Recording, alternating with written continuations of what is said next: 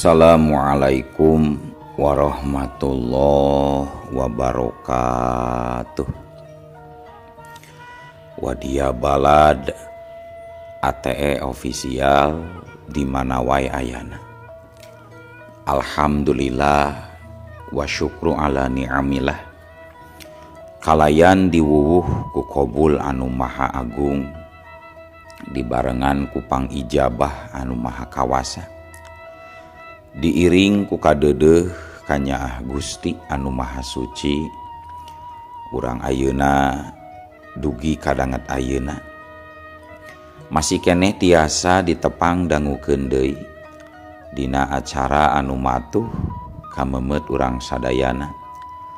Nyatana dina pagelaran dongeng Sunda jejer carita Mustika Panggendam Sukma bagian anu ka-5 nanya pamiarsa.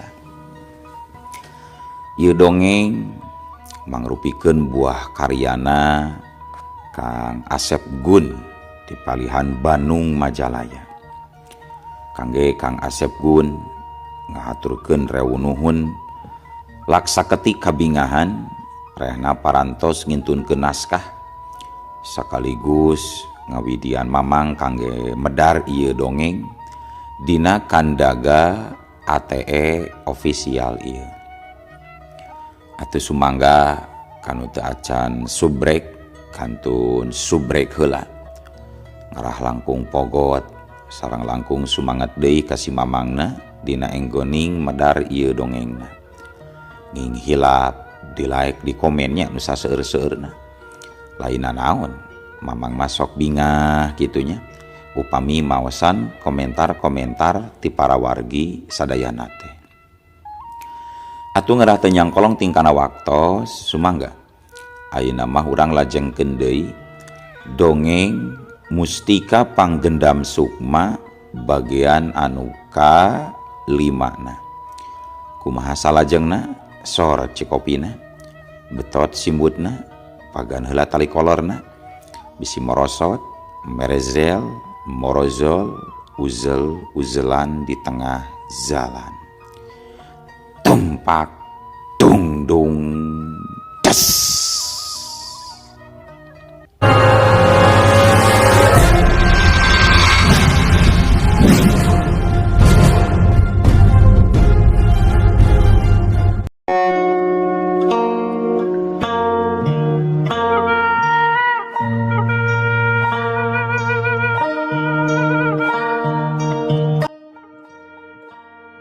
Hiu wush. Tina dua dampaleungeun sinini sakolebat kaluar puluhan jarum-jarum hideung anu ngandung racun.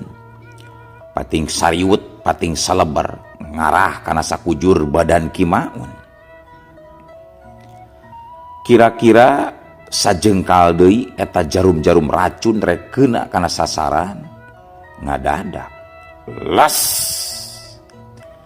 jirim Kimaun nyaho-nyaho ngilas di tempatna. Atuh jadi nyamos serangan jarum-jarum hideung anu ngandung peurah ciciptaan ni cengkir teh.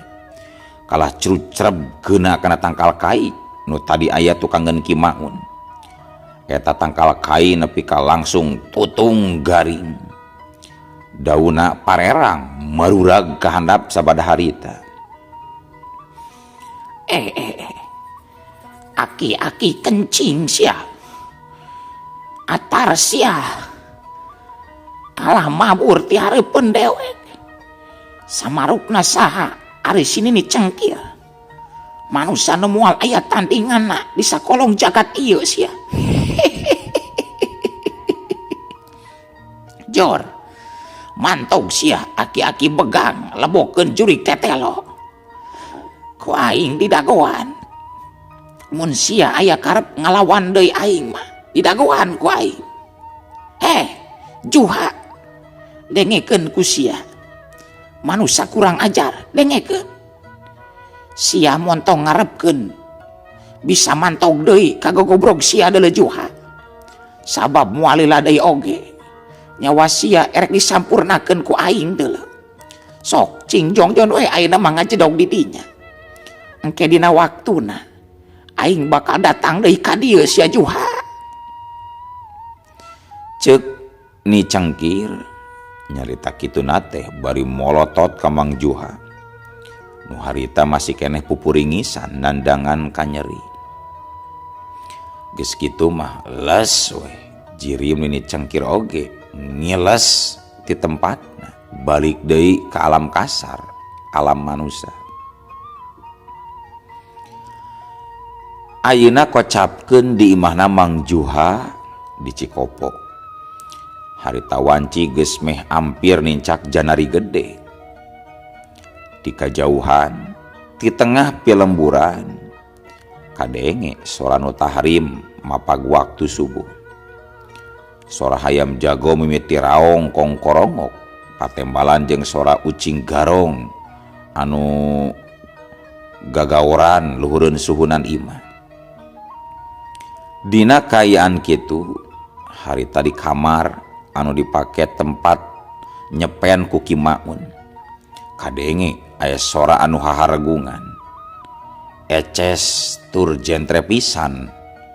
Eta sora Ki Maun anu jirim lemesna geus asup deui ngahiji jeung raga badagna. Atuh anu tarugur di patengahan, anu memang teu sarare jadi pada caruringha.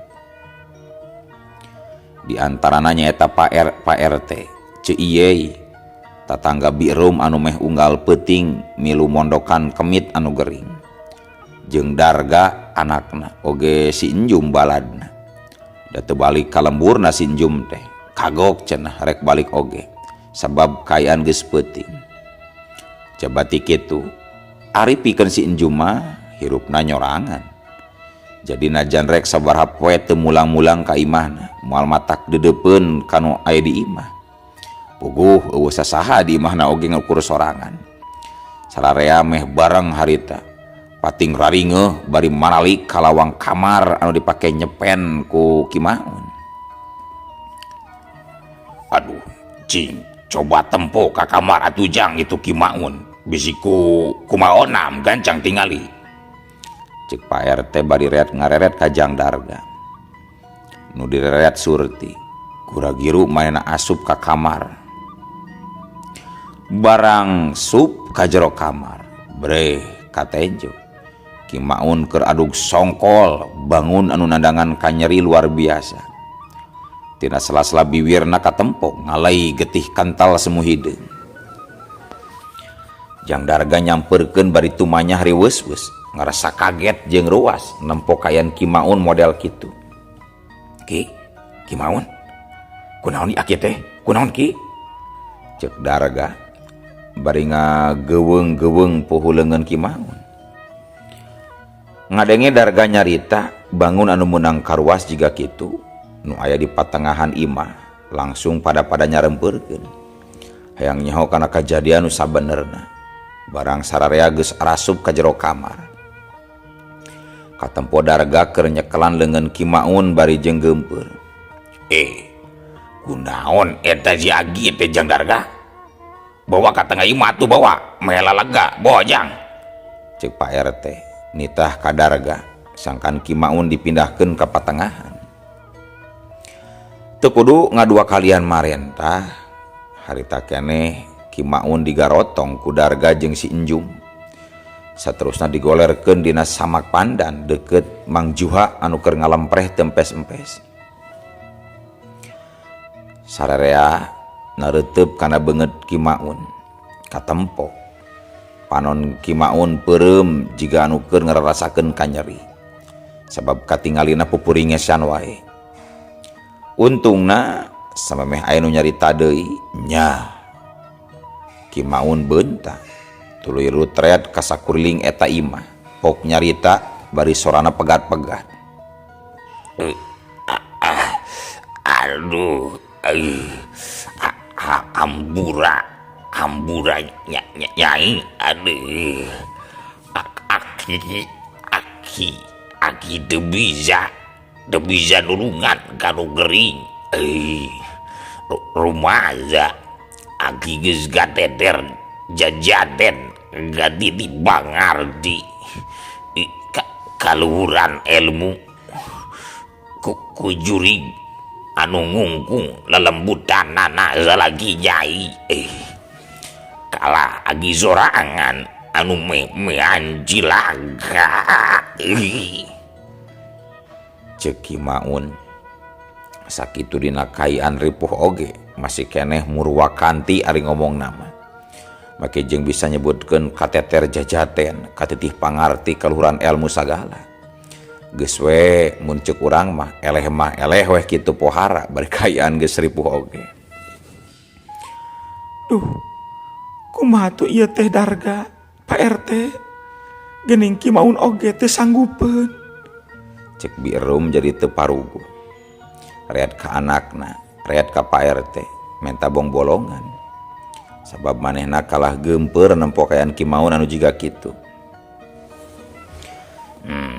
Kuring kawakilan di kulawarga Mang Juha ngarasa boga dosa jeung ngajadikeun aki cilaka saperti kieu ki. Satadina hayang ngubaran nu gering kalah aki nu rek ngubaranana jadi karoroncodan. Tapi nya rek kumaha deui da geus kieu geuning kabuktianana. Jang Darga coba mawa cai haneut jeung elap ka dieu. Karunya Ki Maun urang bersihan tuh geti dina bibirna jang. Cek Pak RT bari reat ngareret ka Darga anu keur ngahuleng bari nyarande kana tihang. Teu nembalan. Leos we Darga ngaleos ka dapur. Tekung silila geus kurunyung datang bari mawa cai haneut herang diwadahan kana emuk jeung elapna. Atuh saterusna getih nu ngalai dina bibir Ki Maun teh dibersihan ku Pak RT bari sakalian disina nginum cihaneut. Alhamdulillah rada jag-jag Ki Maun teh sanggeus dibere nginum cihaneut mah ku Pak RT.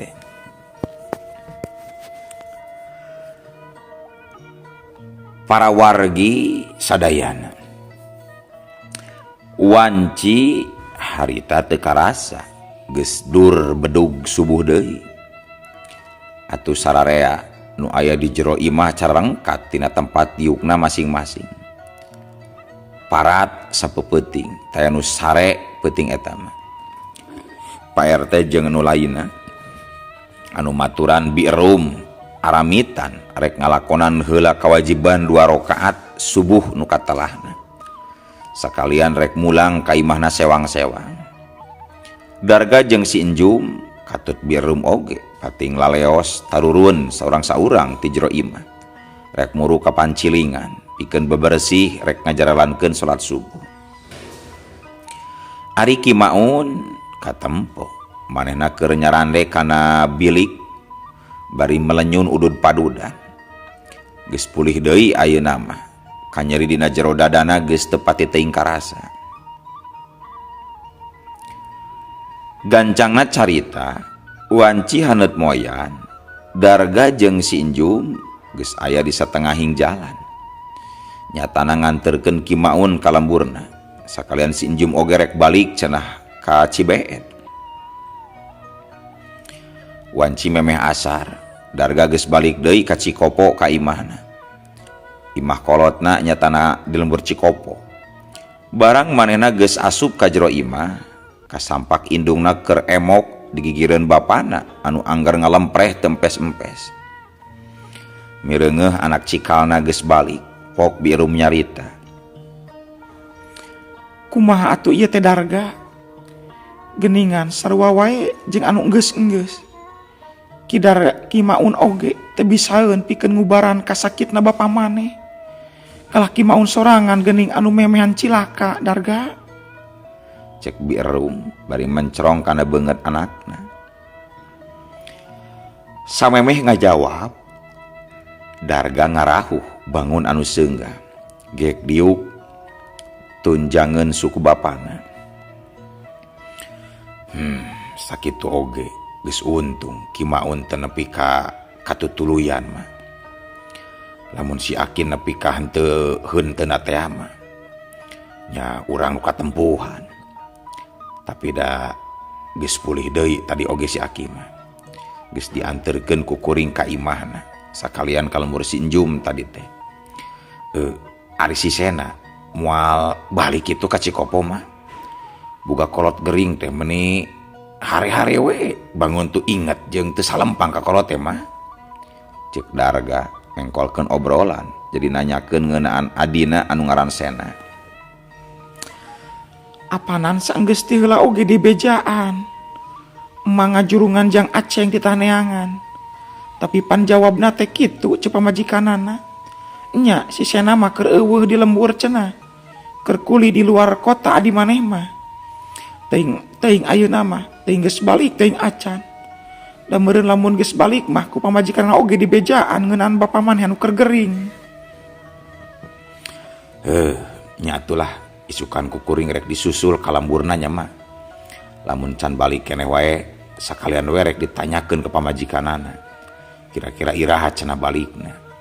Piraku mending ngamplang-ngamplang teuing mah nyaba teh. Biasa nari sabulan sakali pan balik anu arusaha teh. Kangaranan kuli di luar kota mah da moal saimplang-implang atuh da masih keneh sanagara lain beda negara ieu. Kitu pamustunganana obrolan Darga teh. Mangsa beurang geus lekasan kasilih ku bijilna wanci peuting. Langit katara teu pati bengras. Tai hiji-hiji acan bentang anu nembongan. Mega hideung pating garulung untuy-untuyan di luhur langit pating garayot. Sakapeung kasingraikeun ku gelebugna angin peuting. Dina kayan kitu kocapkeun di hiji lembur nu katelah lembur Cibeet. Lemburna Juragan Mardisan. Jalma anu geus ngadelekaan ka Mang Juhatea. Ngaliwatan leungeun jailna Nini Cengkir. Harita dina wanci sareureum budak di patangahan imah Juragan Mardisam katempo aya 2 urang jalma keur garuneman catur. Bangun anu darianaker. Anu duaan eta tayalian nyaeta Juragan Mardisam jeung Nini Cengkir. Anu ngahaja Nini Cengkir datang deui ka imah Juragan Mardisam. Sawatara eta ari anak pamajikan Juragan Mardisam tidur isa keneh oge geus talibra salare. Dari centeng-centengna nu tiluan mah nya nu ti heula ka caritakeun teh anu ngaran Ki Barong, Ki Saraja jeung Ki Congko. Eta nu tiluan mah da teu unggal poe caricing di dinya. Ari aya tugas we ka dinya teh. Kadenge harita Nini Cengkir keur cumarita. Kisam, aing teh ngahaja datang ka gogobrog sia ayeuna. Sabab aing teh hayang boga kaputusan ti sia ngeunaan manusa anu ngaran si Juha. Nu ayeuna lelembutanana keur dicangcang di pasir juri ku aing. Nairaha rek disapatkeun nyawana ku aing teh. Sabab perlu dikanyahokeun ku sia. Sababaraha waktu ka tukang aya saurang manusia aki-aki jaba geus kolot deui umurna teh. Eta aki-aki coba-coba rek nulungan si Juha. Rek ngalepaskeun si Juha tina kungkungan tali gaib kaula. Untungna ku aing bisa dielehkeun eta aki-aki kolot teh. Ngan basa ku aing rek dipodaran eta aki-aki peot teh kaburu nyeles.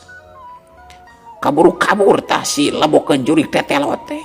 Tah kitu kisah cing kira-kirana. Rek iraha si Juha diparagatkeun nyawana kisah.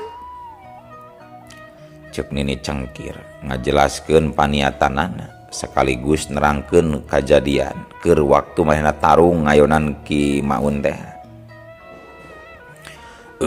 Baru nasaha urang mana eta jalmana anu rek dulungan si Juha teh Nini? Cek Juragan Mardisam kalah malik tumanya. Nyawa teuing ari saha-saha nama. Da aing oge teu kungsi nanyakeun ngaranna. Jabada teu pararenting deui. Aing kudu tatanya. Aing mah datang ka sia sote rek menta kaputusan ti sia. lain rek ngabejakeun ngaran aki-aki peot. Narek di podaran ayeuna-ayeuna eta jalma nu ngaran si Juha teh atawa kumaha ieu teh kisah. Cek Nini Cengkir tandas. Atuh can sabulan-bulan acan ini terus terang we kuring macan ngerasa puas nyang kewe rada lilaan seetik man ini nah sabulan atau 2 bulan deui mah atuh karaki 2 minggu ge acan menyaga sedipayahan ini ngeunah di si Juha atuh. Jawab Juragan Mardisa nembrakeun kahayang. Kitunya kahayang maneh nyakajeun atuh ari kitu onaman mah tapi wayahna aing kudu menta deui tambahanana ieu teh kasia ari rek dililakeun mah umurna deuleu. Tambahna naon ieu teh Nini? Cek Juragan Mardisa teu pati ngartieun kana maksud omongan Nini Cengkir. Sia masuk api-api teu ngarti deuleu kisah nya tambahan duit deuleu keur buruhna atuh da lain pagawean anu enteng-enteng ieu teh deuleu ngaremsuk mah jelema teh lain gampang. Kumaha lamun hiji waktu kulawargana si Juha minang saraya ka jalma-jalma anu elmuna leuwih luhur tibatan dewek hartina nyawa dewek taruhanana pasina oge deuleu sia Mardisa ngarti teu sia. Perkara eta gampang atuh perkara eta man ini ulah hariwang yang sabaraha perak oge kukuring pasti bakal ditaduna nih. Tapi tiheula cenah ceuk Nini mah teu butuh ku duit keur barang dahar oge cukup kudang daunan jeung bongborosan atawa newak sasatoan we di leuweung. Tapi geuning ayeuna make kurang ku duit ini nya keur naon atuh nu sabenerna make jeung hayang loba-loba ting duit Nini.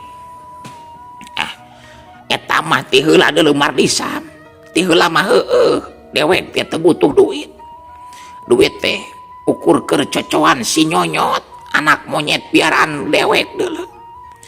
Tapi da ayeuna mah aing oge butuh ku duit bosen ngahakanan wedang daunan mah deuleu ngahakanan bongborosan jeung daging sasatuan leuweung wae mah bosen dewek teh.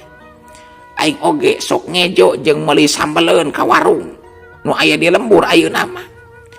Jaba teh butuh keur meuli pakaian piraku teu katenjo ku sia. Unggal poe aing hayo we mamake baju jeung samping darabet ciga kieu.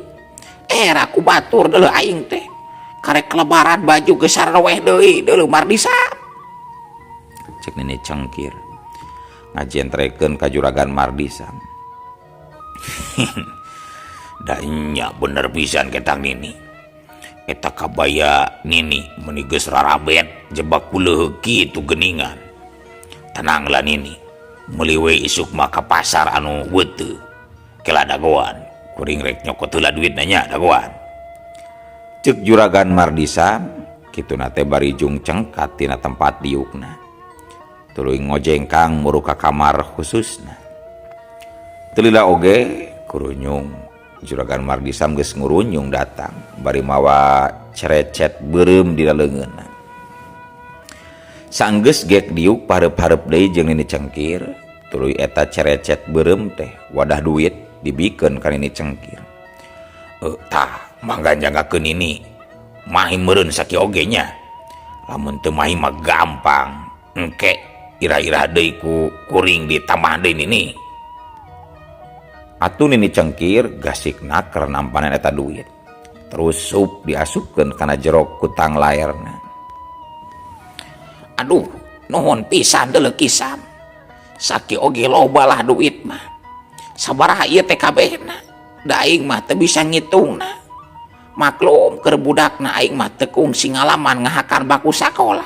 Da keburu rame ku gorombolan. Aya ari 100.000 man ini loba sakitu oge keur meuli baju jeung beas jeung nu sejenna mah moal beak sabulanun eta teh Nini. Jawab Juragan Mardisa ngajelaskeun. Sakali deui aing nuhun ka sia deuleu Kisam. Lamun geus puguh kitu kahayang jeung kaputusan maneh mah ayeuna kaula rek mantog di we nya. Karunya kasih nyonyot ditinggalkeun sesoranganan bisi bisi dedepen. Teu ngadagoan jawaban ti Juragan Mardisam, jung we. Nini Cengkir cengkat tina diukna, leos we, ngaleos jalan dapur. Nalika Ni Cengkir ngaleos jalan dapur, kadenge sorak katel jeung panci brong-brang tayohna kadupak meureun ku si Nini Cengkir. Padahal pan biasana sok hiber si Nini teh. Nah kalah lumpang berjeng jalan dapur sagala. Jadi weh tita tarajong kana katel panci teh. Aduh. Gerentes Juragan Mardisam bari mencerong ka lawang dapur urut ngaliwatna Nini Cengkir. Para wargi sadayana nyerelekna waktu mungguh teu karasa. Geus leuwih ti sabulan Mang Juha nandangan kasakitna. Birum jeung Darga geus beak dengkak ubar aber kaditu kadieu. Ceuk paribasana unggal dukun anu kasebut lepus disusul. Paraji sakti disungsi. Jalma nu kasebut bisa didatangan pikeun dipentaan tulung ngubaran nu jadi bapana. Tapi waleh geus aya kana sabaraha urangna anu ngubaran. Saurang oge eueuh nu mampu nyageurkeun kasakit anehna Mang Juha.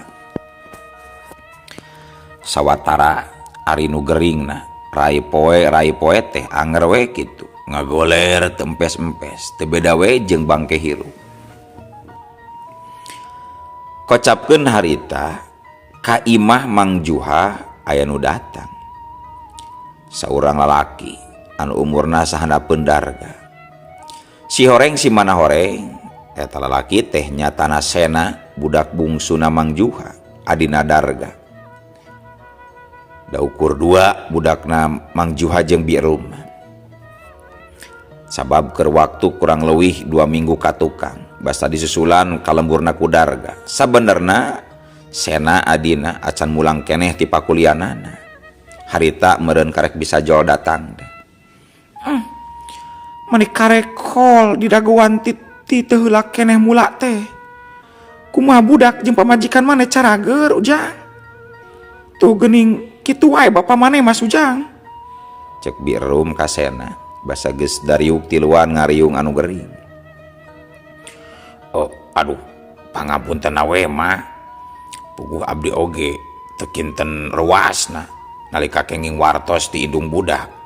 Yen bapa cenah tos aya kana sasasihna teu damang. Mung da kumaha atuh abdi teu acan tiasa muli waktos minggon-minggon kamari mama. Pamang pidameleun teu acan rengse. Duh, tos diubaran ku saha atanapi tos dicanda ka mana wae. Ieu si bapa teh mah Cek Sena panonna neuteup kana beungeut bapana anu haropak tur kanyos. Geus teu kaitung teuing geus sabaraha urang jalma anu kasebut bisa anu ngubaran bapa mah Sena. Tapi sarua we hasilna mah kitu nya eueuh nu bisaeun nyageurkeun kana kasakit si bapa teh. Cik atuh sugan maneh boga kawawuhan anu nyaho di mana aya jalma anu luhung ilmu anu kira-kirana bisa ngubaran kasakit bapa. Sabab geus jelas kasakit si bapa teh lain kasakit biasa, lain ubaraneun mantri atawa dokter ieu mah.